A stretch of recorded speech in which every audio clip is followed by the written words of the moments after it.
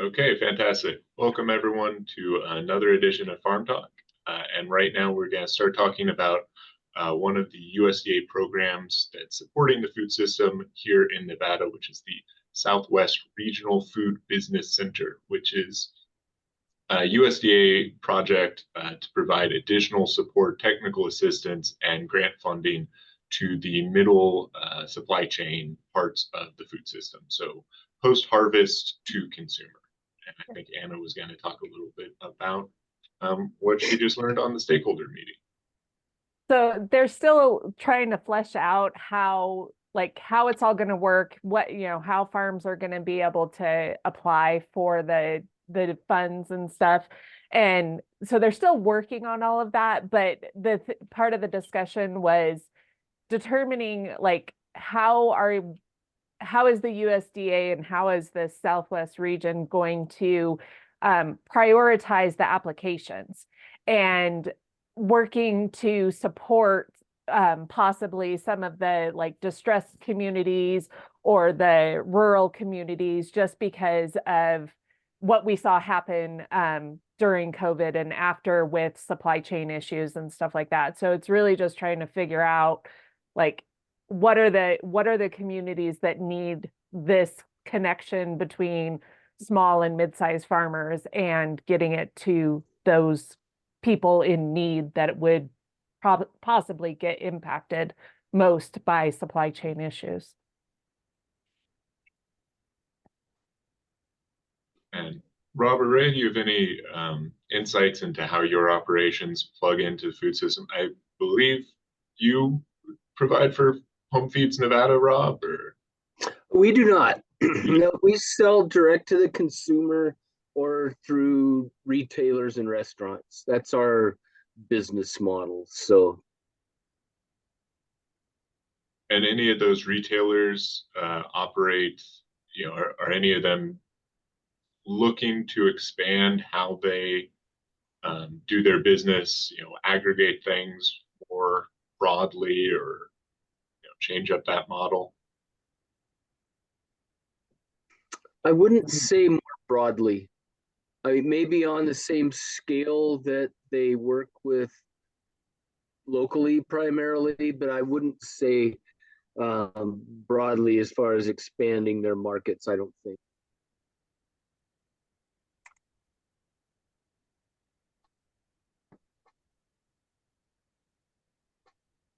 I know, Ray, you do pretty much direct consumer as well, yeah? Last year and this year, we have been selling to Home Feeds Nevada program, where we deliver the produce to the Northern Nevada Food Bank, and they distribute it from there. And funds come back through to pay the farmer through the Nevada Department of Agriculture. And that's what's happening this year. I don't know if this is going to be the last year of it or not. There was talk about funding, and I don't know how that turned out. Yeah, I believe that is sort of pending the 25 legislative session, whether they try to, because it was ARPA money, federal grant dollars out of COVID. And so I know there's some discussion about trying to make that guaranteed source of funding going forward that Department of Agriculture would manage from general funds. Right.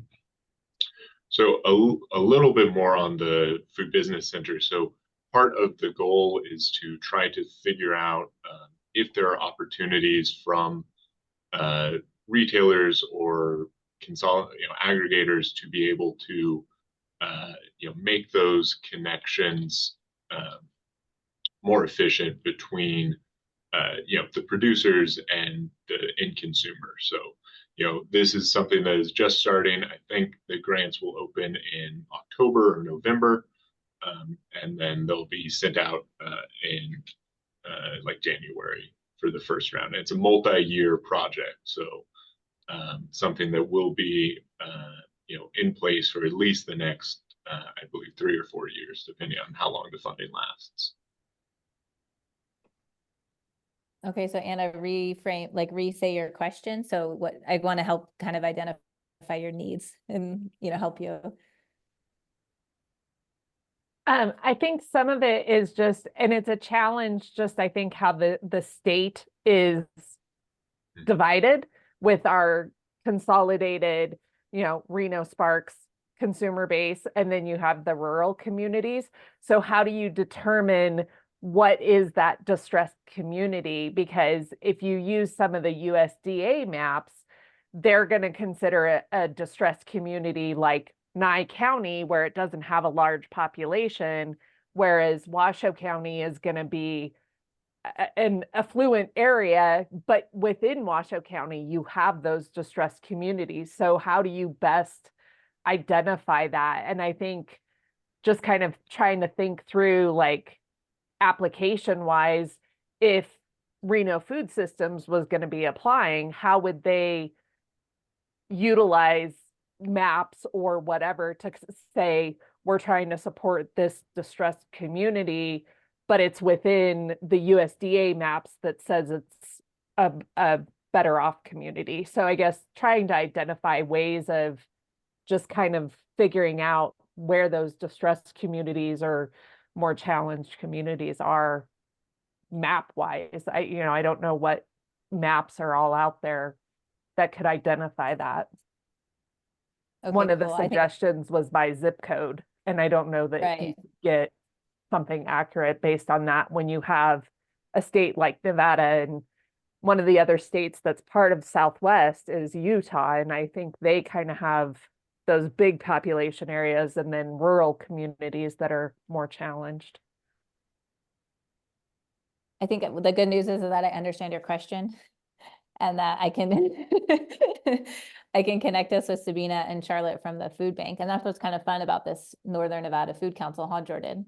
Is like knowing these people, and they're super helpful and they want to do a good job, and they are part of like the system and understand the different maps and stuff like that. Because I know the food bank has that Feeding Communities or Feeding America map, and that's very much based on zip code. And so I don't know if I don't know the answer, but I feel like Charlotte would maybe have a better read or, pulse on the distressed communities index, or just even know what it is, frankly, and help us be pointed in the right direction. So as being kind of on is it a board, is it a committee? What's the right word to say? We're called the Stakeholder Council. So we're giving Stakeholder advice Council. as to kind of how each state, like how these grants are going to impact each state that's part of the Southwest region. Okay, cool. Well, I didn't know that there was money associated with it, so that was a good learning. That was exciting. I'm like, heck yeah. Yeah, it's a business builder opportunity, and their goal is to support small and mid-sized farmers and producers with building their businesses within reaching the different communities, whether that's marketing to different, I don't know. I'm still learning it all. Yeah, that's cool. And it is farmers. It's not necessarily value added, or it's both, or there is the opportunity for value added. It's just a matter of how does that value added product impact the distressed communiars and stuff. Okay. So, and so as I'm understanding it, and sorry if this is kind of plain, but I'm just walking through it. It was in kind of reaction to COVID and supply chain, and understanding that there was weaknesses within our kind of industrial ag system, and that we didn't have good touch points or good connectivity amongst small and rural farmers with their communities. Yeah, I think that's kind of what I'm getting out of it. Okay. Obviously, I'm newer to all of this world, but it seems like it is something that the USDA has recognized, and that's why they've set up these funds. Right. And so is the Stakeholder Council, is this a new kind of gathering of people? Okay. Yes. And so, and you're representing Nevada? Well, there's me and there's one other gentleman right now. And the goal is to have 3 representatives for each state. And I think they're going to do another round of applicants for people to try and join and give advice. But yeah, right now there's only 2 for Nevada. Okay, great. Well, maybe there's opportunity for you to sink into that local food council too, right? And it's still forming. we're still in the Yeah. very early stages of all the things there too. But thank you for spending your time and attention doing it, because I think it sounds like it could be a really great thing. I'm learning Um, a lot. Yeah, Definitely. yeah, that's cool. Okay, well, I feel like from here I can connect us, and we're meeting tomorrow. So I might not send an email quite yet. I might just talk to him in person, and then I'll be sure to Okay. follow up via email with you in it, and Enid and Stephanie and Charlotte are the three people that we kind of started that food access map project. And I mean, Okay. potentially that could be funded. I don't know, I don't know the parameters and all the things yet, obviously, but I yeah, do believe it's supposed to be for-profit businesses, so businesses. Okay, yeah, it's not not that not kind of like councils and not nonprofit. community building stuff would not qualify, as my understanding. Okay, cool. Well, I know plenty of them too. So, okay, Okay. awesome. I have a question. I have a question, Anna. Did I hear you say they were starting their funding applications in October of this year? I think Jordan kind of stated that that is the possibility. That the meeting that we had was more trying to confirm that what they have already put on the application is something that's going to work for farmers and stuff. Like, is it something that makes sense and is understandable? And they want us to provide feedback by the end of the week, because I know they are definitely trying to get everything in place so that they can present it to the different farmers and stuff in their states. So yeah, I do think it's something that's going to happen sooner rather than later. I don't know if October is the correct month, but yes, soon. Okay, we're talking 2024. Yes. Yes. Okay. They want to start disseminating funds within 2025. So yeah. Okay, thank you. And I will be going down to Vegas on Wednesday, tomorrow, for a meeting with this group for the Nevada people for the Regional Food Business Center. So following that, I should have some more information about the timeline. But yeah, the goal is to get applications open October or November at the latest for sending funds out for the first year for January. And the structure is going to be, there will be two competitive $50,000 grants where the application will be judged based on its likelihood of success, how much it's going to help improve the food system, improve food access, and then there will also be more, I think, 9 or 10,000 non-competitive grants that will require participation in a technical assistance program. So it's like a 10-week virtual course that the Small Business Development Center and Nevada Extension is running. And so then for those people, that's organizations that maybe have a little more need for business skills development. And then at the end of that 10-week course, they'll receive the $10,000 grant.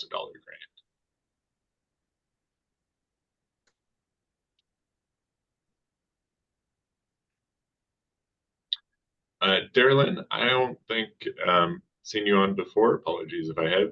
We're just sort of talking about some of the broader food systems programs that are happening. But if you had specific questions about production or anything about that, we are open to moving the discussion that direction. Or if not, we can. I've got plenty of other questions. For one, if I waited too long to harvest my corn, can I just use it for seed? Because it doesn't seem like it's going to be sweet anymore. The kernels are real hard.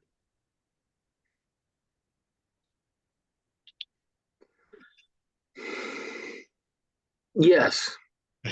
Short answer is yes. Let it continue to dry and harden, and then you can, they make some cool ones that basically get the corn off the husk. That's really the hard part. you can bang it off. Sometimes you can ring it off. Sometimes there's a tool. Mr. Latin had an old fashioned one where you put it in, it looks like a meat grinder, but it doesn't grind. You put it in and it rolls that husk through and knocks all the kernels off. But letting it dry naturally is important with any seed, is to just let it dry until it's good and hard. And the longer you can keep it on the plant without harm coming to it, the better. You know, we don't have a lot of deer and raccoons and things that would wreak havoc on a cornfield. So, so yeah, just let it mature, let it dry, and then figure out a way to get it off and replant it. Sure. Gonna have a lot of corn seed then, because I was not. Sure. Yeah. Yeah. 1 ear of corn goes a long ways for sure. And then you can do, before you plant, you could do a germination test in some soil in the house and see if it actually germinates. You can use soil, you can use paper towels and keep them wet, and test it before you go out and stick it, because that's part of seed production, is doing a germ test and making sure that what you're going to plant is actually going to germinate and sprout. And it's really that way, and that's a good thing to talk about this time of year. There's a lot of things that are sensing the change in the seasons, and they're wanting to go to flower and make seed, and it's a great time to save seed. Tomato seed, squash seed, cucumbers. We don't save a lot of seed because we plant so much. It would just be another job and another more time that we don't have.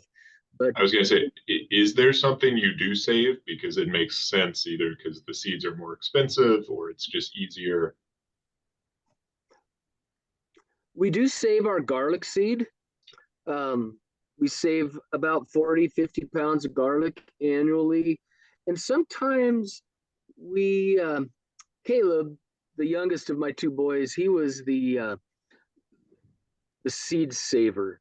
And we still have all kinds of Indian corn and beautiful winter squash and things that we're looking for an opportunity to plant. We save hollyhock seed anywhere I see a pretty hollyhock. So a lot of flowers. We allow stuff to reseed itself, and arugula, radishes, things that want to bolt, we'll allow them to go to seed because the flowers attract a lot of pollinators, and you end up with volunteer plants. So there's a lot you could do to reseed without saving seed, actually, by letting things naturally propagate. Amaranth will do that also, and it's really pretty coming up around the garden, and you can harvest it for decorative purposes or for eating and for grain. The red amaranth in particular is really pretty, and it will seed and it will actually spread. So it becomes a weed. But I'd rather have a pretty weed than a bunch of ragweed and Sure. kochia and the stuff we have this year. So so if you can select your weeds, then you're one step better. We're always going to have weeds, but Ray, anything to add to that? I was also interested in if you do that with your ginger. We do not. We start with fresh ginger seed every year because it just has to be tissue cultured. I believe that's the term, to get it into the mainland from Hawaii. And so we don't, well, let me put it this way. My daughter tries some of that. And, I've always wondered about saving seeds. Virginia would save some seeds, and I still have a stack of seeds that I have no idea what they are. But I think it would be nice to take and try to germinate those seeds in wet paper towels to see what we've got and do some, pots, that type of thing.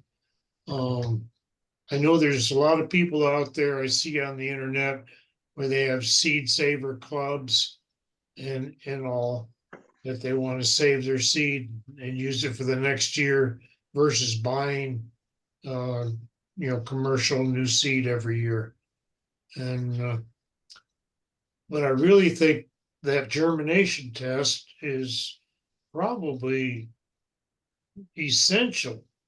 Otherwise it's a 50-50 chance that, what you've got is going to grow to what you want. Maybe Rob has some more insight on that. I hope he does anyway. Hope he's got a little more experience on that than I do. So, Rob? The germination test is essential. And on any package of commercial seed, you see a date and a test result. Things like arugula, it's like 97%. It's hard to keep arugula from germinating. It makes you feel good about yourself because when you plant arugula, it comes up and it just makes you feel like you've done it right. I like arugula a lot. And we like to eat it too, but it's always successful. It's hard to keep it coming up. Lettuce, spinach is pretty tricky. I don't plant anymore because I just can't. It gets too hot too quick, and there's so many variations here that it's just not worth it. But the germination test is really important. We found some alfalfa seed years ago at my grandpa's place, and it was 15 years old. It had been stored in the barn. We took some wet paper towels, and within a couple of days, we had alfalfa sprouts. We're like, and it was probably 30, 40 pounds of seed. So we overseeded some thin areas and utilized it.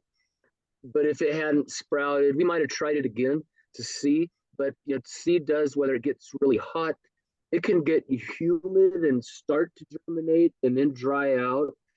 And it's only got one shot. There's a lot of things that can cause seed to lose its viability. Some of your natural seeds like Indian rice grass, it's a beautiful little bunch grass, grows out in this valley, Silver Springs, hot desert sandy areas. It's a lovely grass. And it's really hard to find the conditions for it to germinate. This is a little bit of a rabbit trail, but the Indian ricegrass seed's been known to remain viable for 21 years. And then when you have a wet, warm spring like we had this year and last year, where there's a lot of moisture and then it gets warm, that seed will germinate. And you'll see little clumps of it where ground squirrels have been caching it away in their little dens, and it'll come up in a little clump. It's really kind of cool. But one of the reasons to keep seed is there, especially open pollinated seed. Seed is a big business, and a lot of seeds are patented, and there's just so many things that could happen that could jeopardize a commercial seed source, where if you have a variety of tomato that does well here, and Craig Whittick, Full Circle Compost, he's a big seed saver, and if you have a variety of something that does well and you perpetuate that seed, you always have it. And it's true to type when it's an open pollinated variety. And so you don't have variations. That's one of the problems with hybrid seeds. It's one of the problems with commercial seeds. If the demand for something gets too high because a variety is very successful, and then they either can't keep up with demand, or they might have something that's similar but not quite the same, that's sold under the same name, that's raised by someone different. It could be the same seed. It just manifests different. It manifests its genetics differently in a different environment. So keeping seed is great if you have the time and the energy to do it.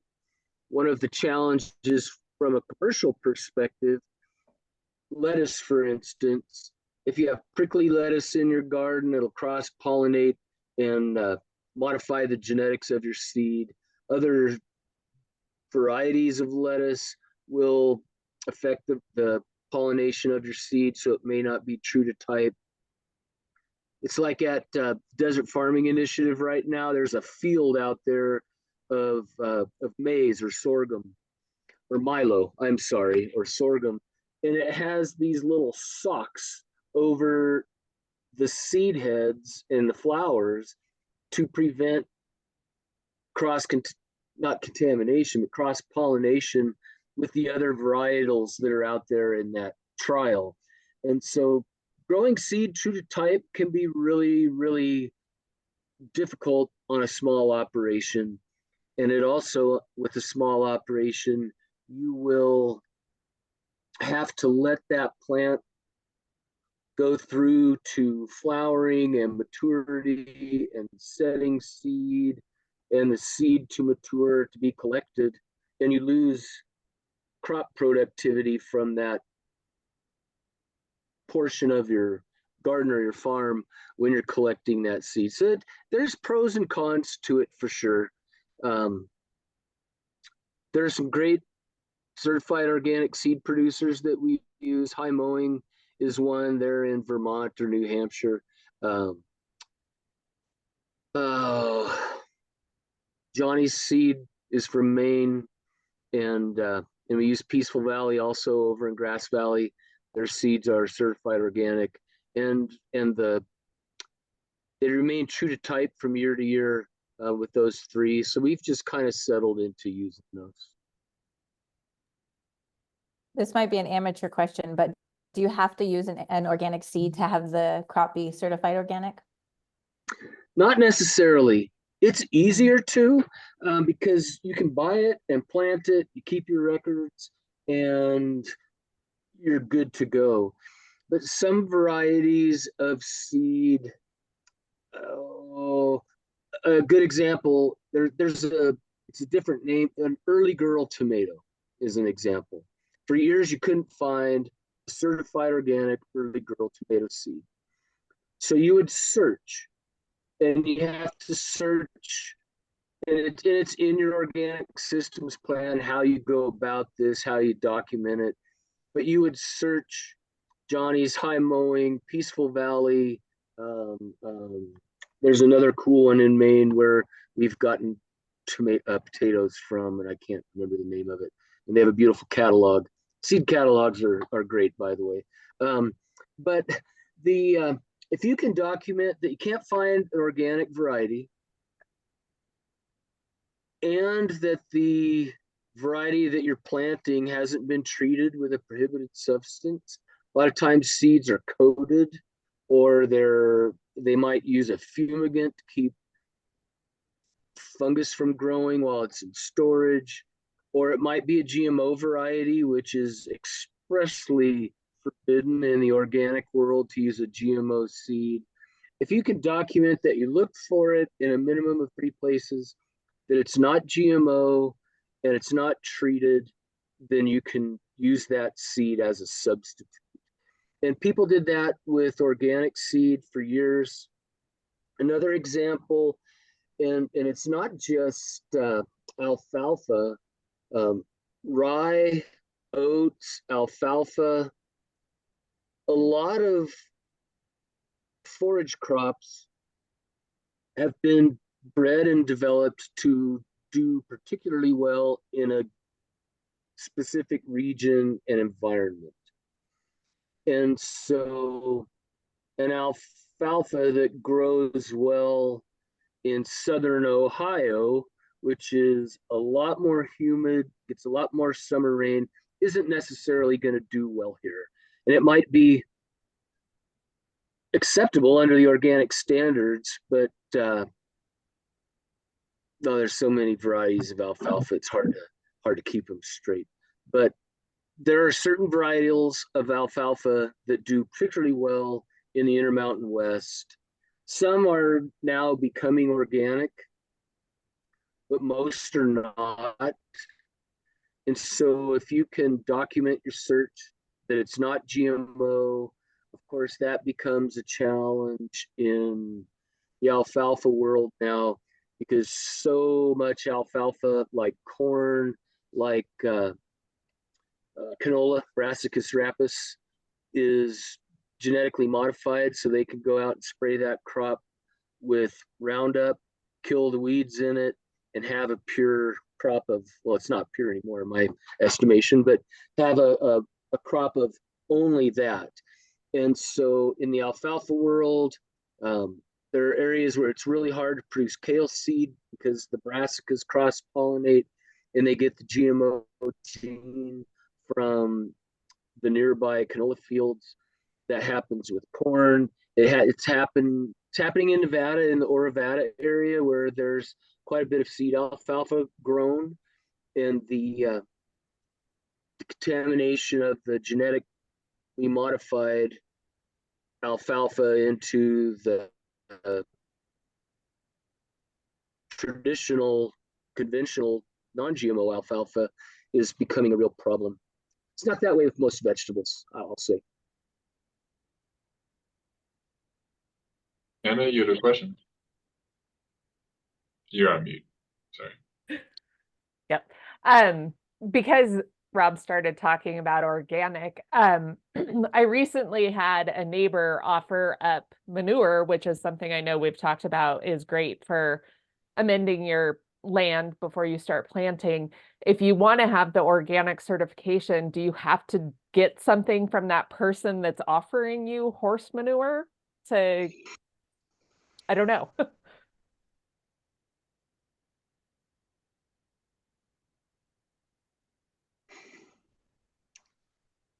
It's something to be aware of and look at. Horse manure can have a lot of challenges. People use zymectrin as a wormer for it's a parasiticide, and it's a very effective parasiticide. So if they have an accumulation of manure, that zymectrin will accumulate in the manure and it'll kill the earthworms in the soil. And that's happened in pastures and areas where horses have been in high concentration, and that manure is worked into the pasture. It could be drug or it could just decompose. So that's horse manure can be a problem because of the things that are in it. And it's also fairly salty. We've used a lot of horse manure and used it in our pastures. We've used cattle and sheep manure a lot, and it all works well. But knowing how they, it's really common at least twice a year for people to use worming paste, because horses get wormy, they just do, and you can't help it. And so it's a good idea to be aware of that. Now, if that manure is composted, that helps break those materials down. And then the composting process, if it's done according to the organic standard, that composting process, that compost that's done according to that standard, and I haven't made compost in a long time. I buy it from Craig Witt, and they do it according to the so many days at temperatures exceeding 70 or between 30 and 70 degrees Celsius. Anyway, it's in the NOP. There's a standard on composting. I'll look it up and post it to the Nevada Farm Network sometime in the next day or so. So But they said that composting's they said that the horse manure was aged. Is there like a time that you would consider it aged where it wouldn't maybe have some of the issues, or no? It's a That's an old stable wives' tale, compound. isn't it? Rob, isn't that an old wives' tale, aged manure? Or is Well, that acceptable today? I think the aged implies a certain amount of decomposition and composting of the manure. You know, if you go to an old barnyard and you dig up that manure, it doesn't resemble fresh manure. But we've used fresh manure, and and the main aspect in the organic system related to manure use, it's called the 90 and 120 day rule.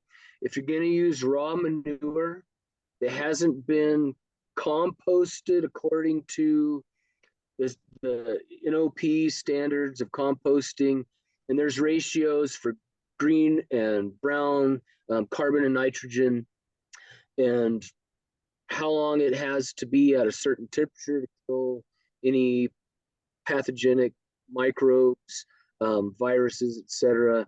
Then it's exempt from it. But if you're using raw manure that hasn't been composted according to the standard, and you incorporate it into your soil or use it on your soil, then you can't harvest a root crop or a greens crop, something that contacts the soil, within 120 days of the application.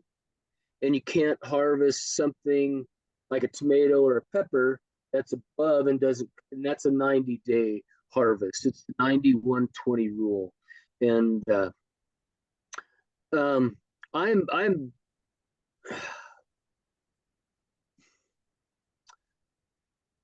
really just vigilant and diligent about the kind of manure that we would incorporate.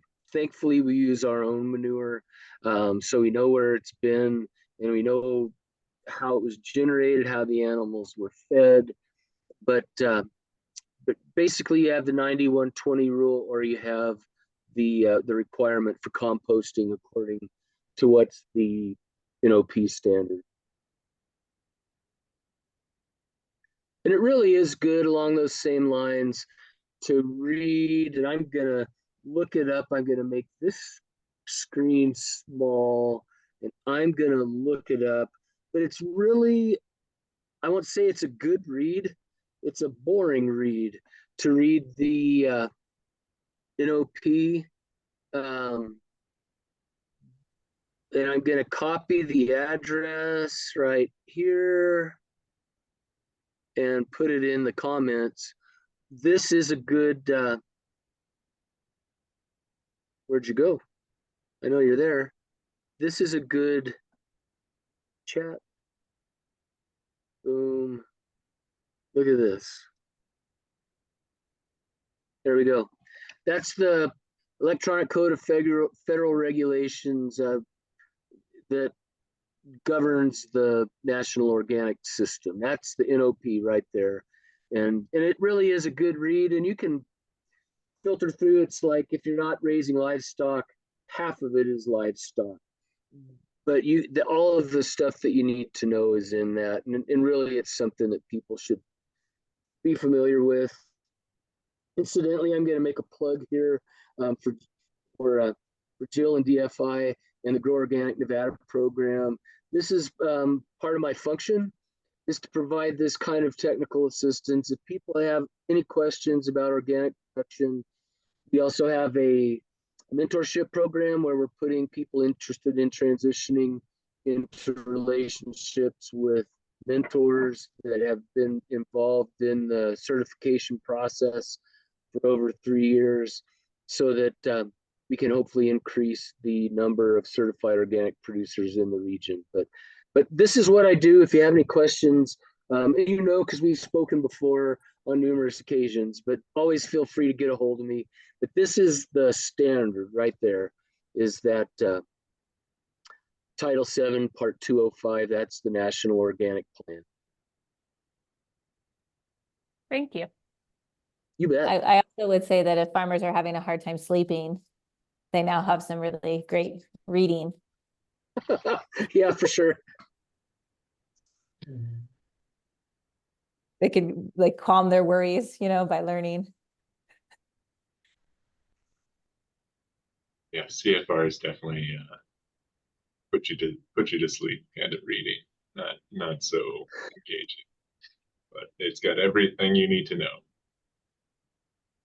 Jordan, Mm-hmm. I just had a flashback. It happens every once in a while. And I remember we had two cantaloupes, different varieties of cantaloupes, cross and come up with a super good, solid, heavy cantaloupe. And of course, we saved the seed. I had my doubts and because I took a course in genetics. So, but we tried the seed the next year, and of course we could not get that melon that got produced by the cross of the two cantaloupes. But it was a superior melon.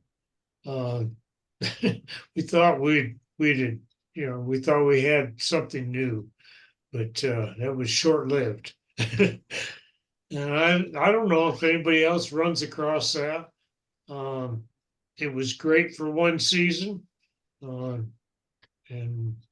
we know that seed won't hold true, but it was great, and we get crosses on our squash and pumpkins from year to year. Not a lot, but some. And Yes, that is part of what goes into your decision between saving seed versus starting fresh with commercially produced. Is right. You're more likely to get something consistent if you're going from a commercial producer. Right. DFI Right. has done some melon variety surveys tests, so I'll find that and drop that in the chat, because it is really remarkable how much, even though they're both cantaloupes, one will produce much more, high sugar, high yield fruit, just based on its climatization to our region. Right. One other question: I've been bitten in the past of not getting seeds early enough for the next year. By the time I'm getting around to planting, they're sold out of the variety that I want. So, wonder if either or both of you could comment on that. On how early are you making those purchases from organic, Johnny's or High Mowing, and what factors go into making that decision? Well, Jordan, we talked about what do we do in the wintertime last session. And what I have found is that if I don't have my seed by January 15th in my hand, I usually end up searching and searching and searching for the seed, the variety that I want. So let's face it, let's give yourself a Christmas present and make sure you get your seed by Christmas. And that's my suggestion. I would agree that you should make sure that you get your seed by Christmas. I won't say that that's what we do. We usually, well, some of it though we do, and we've had pretty good luck with storing seed. If we have extra left over, we'll start planting in the propagation room in January, our first tomatoes to go into the high tunnels. So you have to have that seed to do that. There's a few things we'll order as late as February, things that we don't plant until late spring or summer, or we plant them in the ground like direct seeding squash. And it's not hard to find a black beauty zucchini. those seeds are readily available, but anything that's new or unusual or extraordinary after 1 or 2 seasons, there's a lot of demand for it. The word spreads, like the Sakura cherry tomato. It's a big, red, marvelous, fantastic tomato. And you feel pretty good for a couple years because you're the only one who has it. And then it's like your workhorse. And then it starts showing up everywhere else because the word spreads. And those seeds are in demand. It's one reason we save our garlic seed. Garlic seed is really in demand, not just from commercial growers, but people who grow their own garlic. It's super easy to grow your own garlic, and a lot of people are doing it. So garlic seed is sold out long before it's planted at the end of October. It's not available anymore. So some seeds are particularly difficult to get a hold of. So having that list ready and ordered in December is a great idea. We try and have it all done in early to mid-January at the latest. Although the picture I was just looking at here has a Shoe Tree Brewing 40-mile lager and a bunch of seed catalogs, and it's February 6th. And I don't know if you can, you can't see that. It was great. It was great fun. It was 70 degrees and we got everything ordered that day. But, and it's a good beer too. Anyway, that's a side tangent, but and it's local. They use barley and a malter out in Fallon. 40-mile malting company does it. So it's fantastic. But yeah, December, early January at the latest is a good time to have it. And then not only is it a good time to have it, but then you have it when you need it. Because sometimes you're like, oh goodness, I need to plant this. The weather's perfect, and it's not here yet. And it's just good to have it stored in a cool, dry place. And then when it comes time, whether it's in a propagation environment or direct seeded, you have that seed. If you don't have it, you can't plant it. So it's good to have it as early as you can get your hands on it, for sure.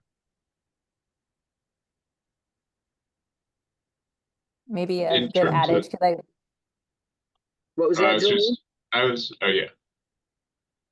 I was just going to make another joke that maybe if like for us to remember, right? Or whatever. I always think about garlic and you plant it at Halloween and you harvest it at 4th of July-ish, But Yeah. so seeds, every farmer, that's what every farmer wants for Christmas. There you go. Yes, Okay. you're not wrong. I was just going to ask about seed storage. I know, Rob, you said that there was some alfalfa seed that survived 30, 15 years.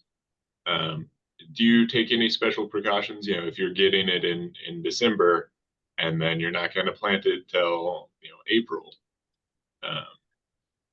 does it need to be kept in a freezer or just out of the sun? Yeah, out of the sun, just a cool, dark, dry place, a well ventilated place. If there's moisture and it's not ventilated, you could get some mold and fungal bacterial action going. Just a cool, dry, dark place, in the 50s. Doesn't have to be in a refrigerator. And honestly, in the off season, it's not hard to find that environment. It could be in your bedroom closet, really. That's where we used to lager beer when we homebrewed, was on the floor of the bedroom closet. It was 50 degrees. It was perfect. And so it's a great place to store seed also. We have an apartment here off the end of our shop, and we've stored seed in there. And unless we have company, and even then it only gets up into the 60s, it stays in the 50s all winter long, and it's been a really good spot to do it. And we have it in old wooden filing cabinets and plastic tubs. There's so much seed. It's overwhelming sometimes. But yeah, just a cool, dry, dark place.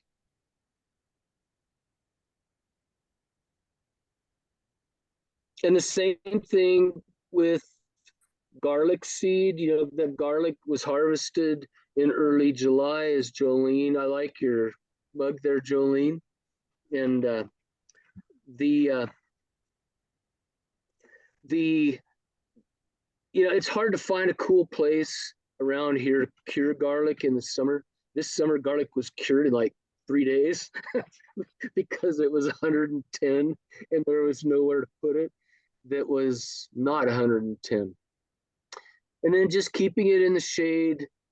And then, but you mentioned refrigerator. Some seeds, and garlic is one, have to vernalize or get sufficiently cold, below freezing for a few days before they'll differentiate.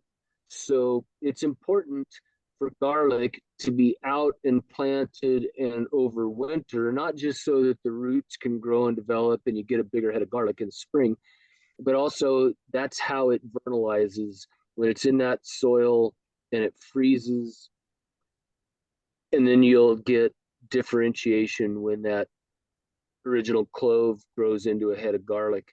If you plant spring garlic in the spring, some people have, you get a lot of heads. If it doesn't get below freezing enough, you'll get heads that won't differentiate because they haven't had a chance to vernalize. That's a little different. That happens in the ground. And that's why Halloween and the end of October, Nevada Day, it's important to try and get it in at that late October, early November window, so that while the ground is thawed, those cloves can root and anchor that garlic clove in the ground. I've gone out in December with a thaw and planted that stuff, and with mixed results.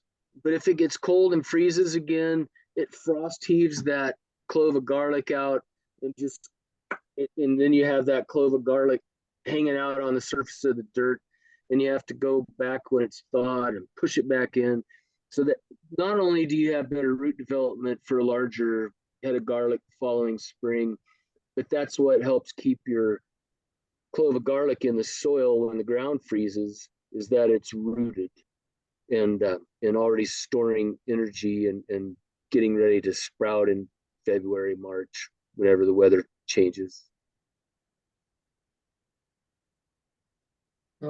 Talking about garlic, I've got to prepare a new piece of ground for garlic.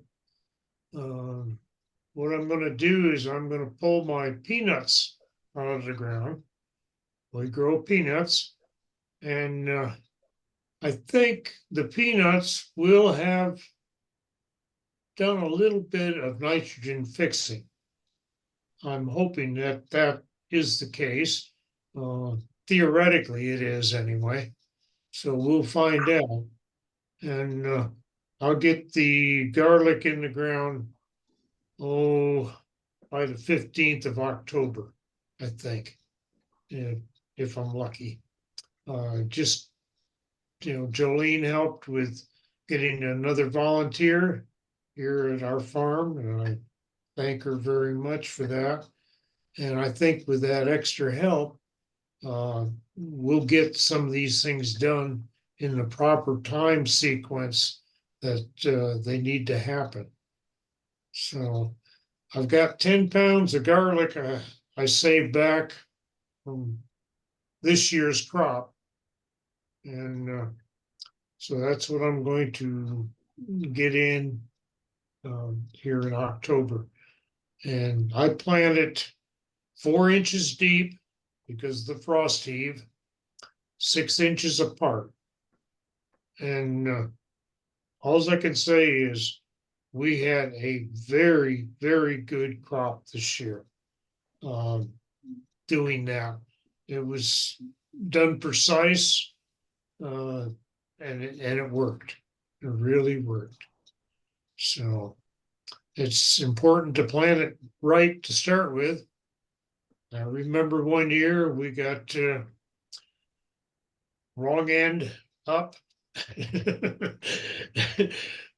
pointy end down, and the root end up in the air, and And when we discovered that, all the volunteers were a little bit, oh my God, we didn't know.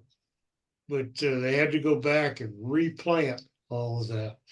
And that was kind of, today I can think of it and laugh about it. But at that time we were doing 200 linear feet of garlic each year. So that was a lot to replant. So along the same lines with garlic, it's really, I learned this from Marco Farrell, Hungry Mother Organics, and Sierra Nevada Hemp. Garlic has a contractile root system. So if it's planted a little on the shallow side, all else being equal, it can pull itself down to a better depth. If it's planted too deep, it can't get up. We incidentally, under about 2 inches of dirt, 2 inches of alfalfa mulch, we plant ours at the same depth that Ray does at 4 inches. And 5 inches apart is what our spacing is. But garlic is just a fascinating plant. And it's really, other than like the time you plant it, the planting depth, keeping it watered and weeded, it doesn't need much to really give you a nice result. And I posted the soil fertility standard that talks about the composting requirements there. It's in the comment section or the messages. Fantastic. Well, thank you all again so much for another fantastic episode of Farm Talk. This has been a real joy. Learned a lot. I think everyone else did too. And we will see you all again in a couple weeks. Look forward to it. Go Niners. Bye. thanks.